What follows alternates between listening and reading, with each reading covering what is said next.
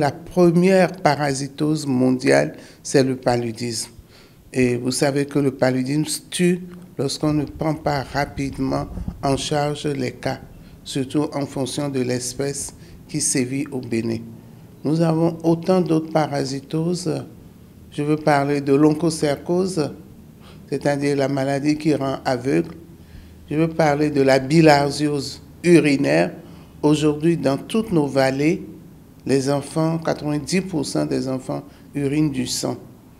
C'est dû à la bilharziose urinaire. Nous avons une maladie que l'on appelle l'éléphantiasis, c'est-à-dire la filariose lymphatique, qui, après plusieurs années d'évolution, peut donner les grosses jambes que l'on appelle les jambes d'éléphant, donc l'éléphantiasis. Donc il y a plusieurs parasitoses, sans oublier ce que nos mamans connaissent, les vers intestinaux, qui sont également des parasitoses.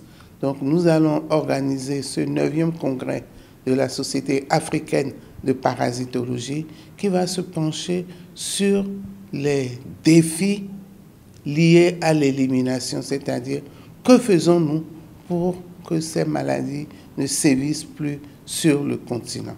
Est-ce que nous pouvons éliminer les parasitoses sur le continent? Il est important que je dise que nous avons des chances d'éliminer plusieurs parasitoses. Quand je prends le ver de Guinée, aujourd'hui, il y a très peu de cas, une vingtaine de cas seulement qui ont été répertoriés dans quelques pays. Le Bénin est au stade d'élimination du ver de Guinée. On n'en trouve plus depuis plusieurs années. J'en viens au paludisme, qui est la première endémie, la première maladie que nous avons sur le continent et dans nos différents pays. Les pays du Sahel, par exemple, il ne pleut pas tout le temps dans les pays du Sahel. Il y a des périodes où nous avons beaucoup de cas de paludisme. Eh bien, dans ces pays-là, nous faisons ce qu'on appelle la prévention, la chimioprévention. On traite systématiquement tous les enfants et on voit que ça donne de bons résultats. Au Bénin, nous avons fait cette option déjà avec le programme national de lutte contre le paludisme, mais ce ne sera pas sur toute l'étendue du territoire. Vous savez qu'au sud, il pleut beaucoup plus qu'au nord.